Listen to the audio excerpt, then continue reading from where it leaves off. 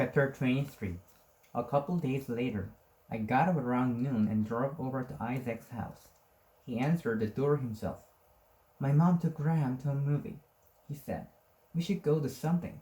I said, can the something be play blind guy video games while sitting on the couch? Yeah, that's just the kind of something I had in mind. So we sat there for a couple hours talking to the screen together, navigating this invisible labyrinthine cave without a single lumen of light. The most entertaining part of the game by far was trying to get the computer to engage us in humorous conversation. Me. Touch the cave wall. Computer. You touch the cave wall. It is moist. Isaac. Lick the cave wall. Computer. I do not understand. Repeat. Me. Hump the moist cave wall. Computer. You attempt to jump. You hit your head. Isaac. Not jump. Hump. Computer. I don't understand. Isaac. Dude, I've been alone in the dark in this cave for weeks and I need some relief. Hump the cave wall. Computer. You attempt to jump. Me. Thrust the pelvis against the cave wall. Computer. I do not. Isaac. Make sweet love to the cave. Computer. I do not. Me. Fine. Follow left branch. Computer. You follow the left branch. The passage narrows. Me. Crawl. Computer. You crawl for 100 yards. The passage narrows. Me. Snake crawl. Computer. You snake crawl for 30 yards. A trickle of water runs down your body. You reach a mound of small rocks blocking the passageway. Me. Can I hump the cave now? Computer. You cannot jump without standing. Isaac. I dislike living in a world without Augustus Waters. Computer. I don't understand. Isaac. Me neither. Puss. He dropped the remote onto the couch between us and asked, do you know if it hurt or whatever? He was really fighting for breath, I guess. I said. He eventually went unconscious, but it sounds like, yeah, it wasn't great or anything. Dying sucks. Yeah, Isaac said.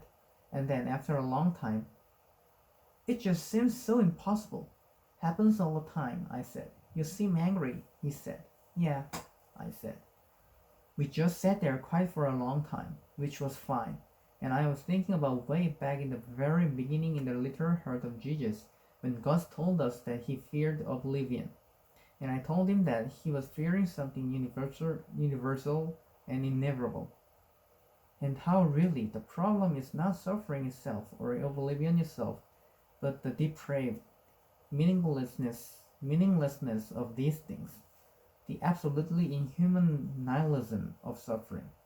I thought of my dad telling me that the universe wants to be noticed, but what he wants is to be noticed by the universe, to have the universe give a shit what happens to us, not the collective idea of sentient life, but each of us as individuals.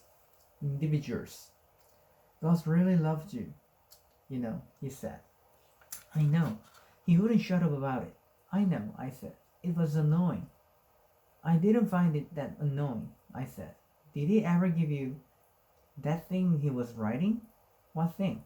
That sequel or whatever to that book you liked. I turned to Isaac. What? He said he was working on something for you, but he wasn't that good of a writer. When did he say this? I don't know, like after he got back from Amsterdam at some point. At which point? I pressed. Had he not had a chance to finish it? Had he finished it and left it on his computer or something? Isaac sighed. I don't know.